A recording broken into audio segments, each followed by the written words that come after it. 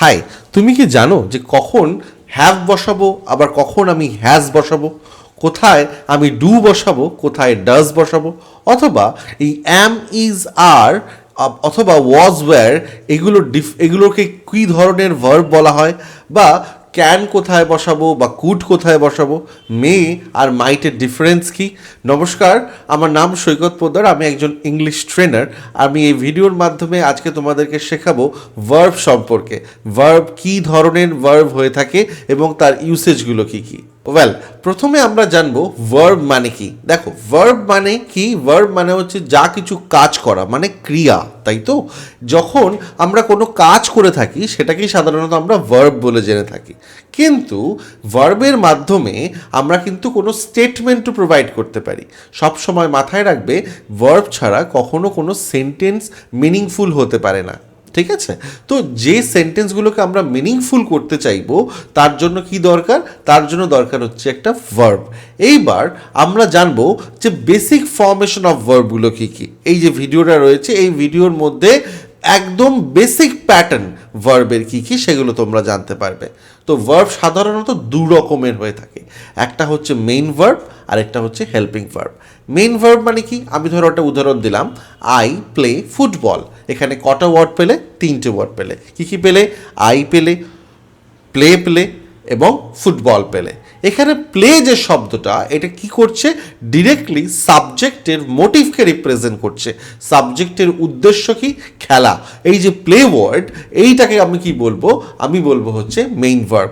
সবসময় মাথায় রাখবে, যে শব্দের দ্বারা সাবজেক্টের মেইন উদ্দেশ্যটাকে আমরা বুঝতে পারি তখনই সেটাকে আমরা মেইন ভার্ব বলবো। মানে খেলতে গেলে কি হয়, আমাদের একটা শারীরিক ক্রিয়া প্রতিক্রিয়ার দরকার হয়ে থাকে, সেই কারণে আমরা এই শব্দগুলোকে কি বলবো? মেইন ভার্ব বলবো। Not only play, swim, dance, Singh, anything, তুমি যা কিছু ইউজ করো সেগুলো কিন্তু তোমার হিসাবে গণ্য হবে, মেইন ভার্ব হিসেবে গণ্য হবে। তাহলে আমাকে জানতে হবে কি? তাহলে এবার আমাকে শিখতে হবে যে হেল্পিং ভার্ব কাকে বলে। তাই ওয়েল, হেল্পিং ভার্ব হচ্ছে এমন একটা ভার্ব যেটা কি করে, যেটা মেন ভার্বকে হেল্প করে সাবজেক্টের উদ্দেশ্যটাকে বোঝানোর জন্য। আমি ফার্স্টে কি বলেছিলাম? আই প্লে ফুটবল, তাই তো? এইবার আমি যদি বলি আই ক্যান প্লে ফুটবল, এই দুটোর মধ্যে ডিফারেন্স কি? একটা হচ্ছে আমি ফুটবল খেলি, আর একটা হচ্ছে আমি ফুটবল খেলতে পারি। তাহলে কি বুঝলাম? আই প্লে ফুটবল এর মানে কি? আমি ফুটবল খেলি। বাট আমি যদি বলি আই ক্যান প্লে ফুটবল, তার মানে কি? আমি ফুটবল খেলতে পারি। এই দুটো ডিফারেন্স তুমি বুঝলে? এই ক্যান যে শব্দটা রয়েছে, এই শব্দটা কি করলো? এইটা বোঝাতে সাহায্য করলো সাবজেক্টের এবিলিটি রয়েছে বা সক্ষমতা রয়েছে ফুটবল খেলার ব্যাপারে। এখানে সাবজেক্ট কিন্তু ফুটবল খেলছে না। আমি যদি বলি যে আই ক্যান প্লে ফুটবল, তার মানে কিন্তু আমি এখন ফুটবল খেলছি না, আমার এবিলিটি রয়েছে, আমার সক্ষমতা রয়েছে, আমি ফুটবল খেলতে পারি। এটা একটা স্টেটমেন্ট দিলাম, সেইটাকে বলা হয় হচ্ছে হেল্পিং ভার্ব। এইবার আমাকে জানতে হবে যে হেল্পিং ভার্ব ক রকমের হয়। হেল্পিং ভার্ব সাধারণত দু রকমের হয়ে থাকে। একটা কি? একটা হচ্ছে প্রাইমারি হেল্পিং ভার্ব, আরেকটা কি? আরেকটা হচ্ছে মোডাল হেল্পিং ভার্ব। আমরা জানবো যে প্রাইমারি হেল্পিং ভার্বগুলো কাকে বলা হয়। প্রাইমারি হেল্পিং ভার্ব আবার তিন প্রকারের হয়ে থাকে। কি কি? ফার্স্টে আসছে হচ্ছে ডু ভার্ব। ডু ভার্ব মানে কোনটা? Do, does, did. মানে প্রেজেন্টে আমি বসাচ্ছি ডু আর ডাজকে, আর ডিড কোথায় বসাচ্ছি? ডিড আমি বসাচ্ছি কিন্তু পাস্টে। আবার আমি যদি বলি নেক্সট ভার্ব কোনটা? Have verb. হ্যাভ ভার্ব কোনগুলো? Have, has, had. হ্যাভ আর হ্যাজটা আমি প্রেজেন্টে বসাচ্ছি, আর হ্যাডটা আমি কোথায় বসাচ্ছি? পাস্টে বসাচ্ছি। আবার কোনটা আসছে? এরপরে আসছে হচ্ছে বি ভার্ব। প্রচণ্ড একটা এসেনশিয়াল ভার্ব বি ভার্ব, যেটা ছাড়া আমরা কোনো কথাই বলতে পারি না, আমরা কোনো সেন্টেন্সই করতে পারি না। যেমন কোনগুলো? Am, is, are, was, were. Am, is, আরটা আমার প্রেজেন্টে রয়েছে, আর ওয়াজ, ওয়্যারটা আমার কোথায় রয়েছে? পাস্ট ফর্মে রয়েছে। ওকে তো? এইবার আমরা আমাদের মধ্যে একটা চরম ডাউট থাকে যে কোথায় হ্যাভ বসাবো, কোথায় হ্যাজ বসাবো, কোথায় ডু বসাবো, কোথায় ডাজ বসাবো। এই কনফিউশনটা শুধুমাত্র প্রেজেন্ট টেন্সের ক্ষেত্রে তোমার হতে পারে। এই ক্ষেত্রে তোমাকে জানতে হবে যে পার্সন অনুযায়ী আমরা কিন্তু ডু এবং ডাজের ব্যবহার করে থাকি। সবসময় মাথায় রাখবে পার্সন কিন্তু 3 প্রকারের হয়ে থাকে। কি কি? ফার্স্ট পার্সন, সেকেন্ড পার্সন এবং থার্ড পার্সন। এটা সম্পূর্ণরূপে প্রোনাউনের একটা পার্ট। আমি যখন আমার নেক্সট ভিডিওতে প্রোনাউন তোমাদেরকে শেখাবো তখন তোমরা এটাকে আরও ইন ডিটেল জানতে পারবে, কিন্তু আমি তোমাদেরকে আজকে তবু এই পার্সন সম্পর্কে একটু বোঝাতে চাইবো। দেখো, পার্সন হচ্ছে 3টে হয়, আমি তোমাদেরকে বললাম।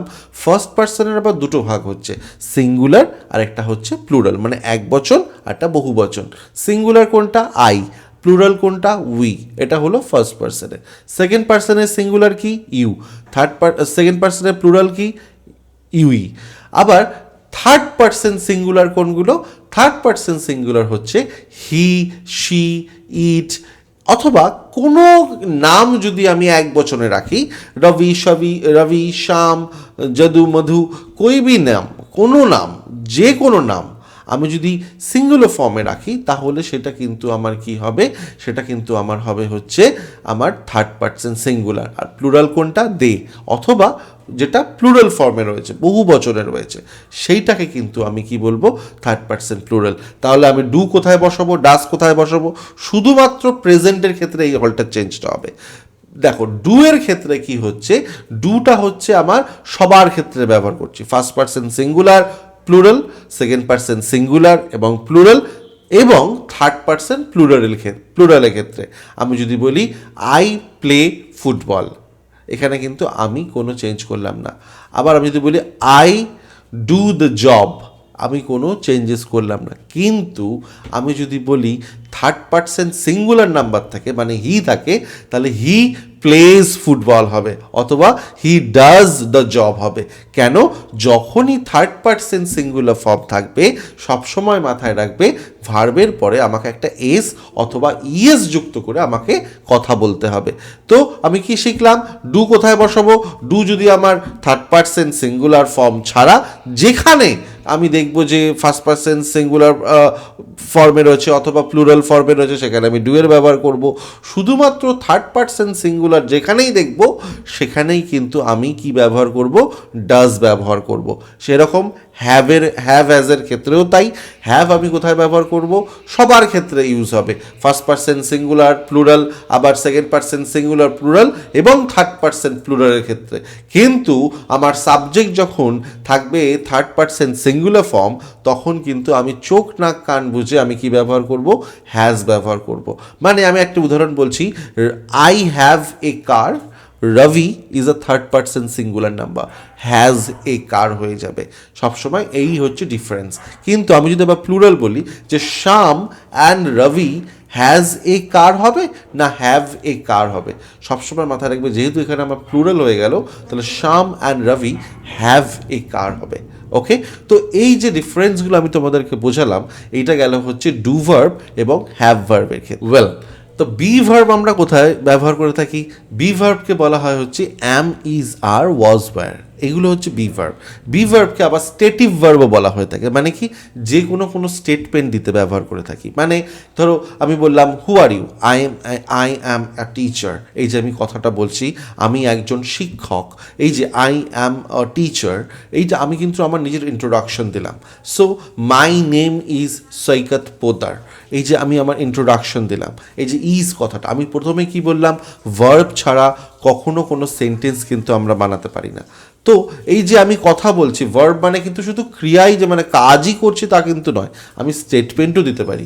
সেই কারণে বি ভার্বকে আমরা স্টেটিভ ভার্বও বলে থাকি, কারণ এর দ্বারা আমি কিন্তু কোনো স্টেটমেন্ট প্রোভাইড করতে পারছি। আমি যদি বলি অশোকা ওয়াজ আ গ্রেট কিং, সম্রাট অশোক একজন মহান রাজা ছিলেন, এটা অশোকের একটা এক্সিস্টেন্সকে আমি বোঝাচ্ছি যে অশোক নামে একজন রাজা ছিলেন যার অনেক প্রতাপ প্রতিপত্তি ছিল। তো এই যে বিষয়গুলো, এইগুলো কিন্তু আমরা এই অ্যাম, ইজ, আর, ওয়াজ, ওয়্যার এই 5টা ভার্বের মাধ্যমে কিন্তু এক্সপ্লেন করতে পারি। যখন আমরা টেন্স শিখব এই বি ভার্বের কিন্তু চরম একটা আবশ্যকতা রয়েছে, সেটা কিন্তু আমাদেরকে মাথায় রাখতে হবে। সুতরাং আমি যদি এখন এই বি ভার্বগুলোকে ভালো করে পড়ি তাহলে কিন্তু আগামী দিনে আমি যখন টেন্স শিখব তখন কিন্তু আমার সেক্ষেত্রে কোনো সমস্যা হবে না। ওকে, আশা করি আমার এই ভিডিওর মাধ্যমে তোমরা ভার্বের বিষয় বুঝতে পেরেছো। আমি এর পরবর্তী ভিডিওতে তোমাদেরকে আমি এক্সপ্লেন এক্সপ্লেন করব about modal verbs. Modal verb কী, কোন কোনগুলোকে মোডাল ভার্ব বলা হয়, তার ইউসেজ কি, তোমরা আমার নেক্সট ভিডিওটায় আমার দেখো, তাহলে তোমরা মোডাল ভার্ব সম্পর্কে বুঝতে পারবে। আর এই ভিডিওটা যদি তোমাদের ভালো লেগে থাকে তোমরা কিন্তু লাইক অথবা এবং সাবস্ক্রাইব করো আমার চ্যানেলটাকে, এবং আমাকে উৎসাহ দিও যাতে আমি আগামী দিনে আরও নতুন নতুন তোমাদের জন্য ভিডিও বানাতে পারি। আর তোমরা যদি আমার লাইভ ক্লাসে জয়েন করতে চাও, আর নিচের নাম্বার দেওয়া আছে সেখানে তোমরা ফোন করতে পারো এবং আমার লাইভ ক্লাসে জয়েন করতে পারো। ধন্যবাদ।